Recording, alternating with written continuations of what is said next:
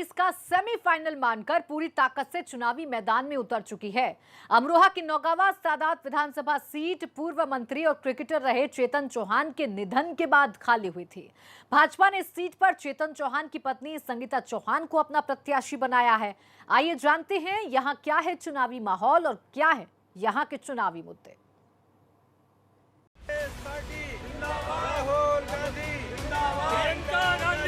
नौगांव सादत विधानसभा seat पर चुनाव प्रचार अपने जोरों पर है।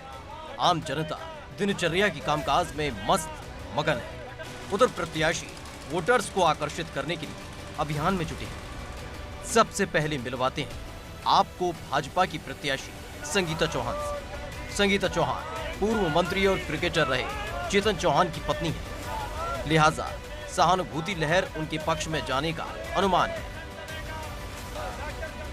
जानकारों की राय में यहां भाजपा और सपा के बीच कांटे की टक्कर है, लेकिन बसपा प्रत्याशी फुरकान अहमद को भी उम्मीद है कि सर्व समाज उन्हें वोट देकर विजयी बनाएगा। बहुजन समाज पार्टी का नौगांव विधानसभा 40 के उपचुनाव में बहन जी ने बीएसपी से प्रत्याशी बनाया है और आज मैं सर समाज का आशीर्वाद लेकर जितने भी समाज मेरी विधानसभा में रहते हैं सबसे पहले उनका मैं पाल प्रजापत सैनी, कश्यप, ठाकुर, चौहान, जाट, वाल्मीकि और हमारे बहेलिया, मुस्लिम, जाटा सर समाज का अपना आशीर्वाद लेकर, ये आपका भाई, आपका बच्चा, सर समाज का बच्चा, उनका आशीर्वाद लेकर हजरत साहब इलाज साहब की दरगाह में दुआ कर करके अपना नॉमिनेशन कराने के लिए कलेक्ट्रेट पहुंचा हूं। आपको बता दें कि नौगांव सादत विधानसभा सीट पर ज्यादातर मतदाता गन्ना किसान। इसके अलावा इस क्षेत्र में जैकेट बनाने का भी काम बड़े पैमाने पर होता है।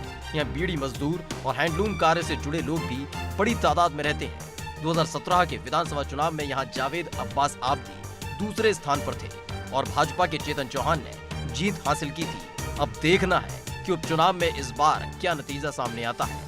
माहौल को देखते हुए सभी राजनीतिक दलों ने इस उपचुनाव को 2022 में होने वाले विधानसभा चुनाव का सेमीफाइनल मानकर पूरी ताकत झोंक दी है।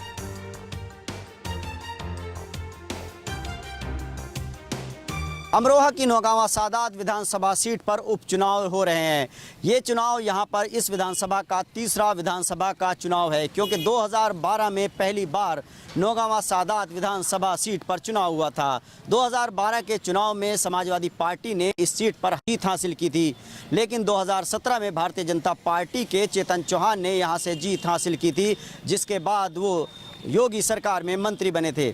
चेतन चौहान की मौत के बाद इस सीट पर अब विधानसभा के उपचुनाव हो रहे हैं। भारतीय जनता पार्टी ने चेतन चौहान की पत्नी संगीता चौहान को इस सीट से अपना प्रत्याशी बनाया है, तो वहीं समाजवादी पार्टी ने अपना प्रत्याशी जावेद अब्बास आब्दी को बनाया है। फिलहाल उपचुनाव पर टिकटिकी लगाए हुए लोगों का मानना है कि ये उपचुनाव 2022 के सेमीफाइनल की तरह देखे जा रहे हैं। उबैदुर रहमान, एबीपी गंगा, अमरोहा। वक्त एक छोटे से ब्रेक का, जल्द लौटेंगे।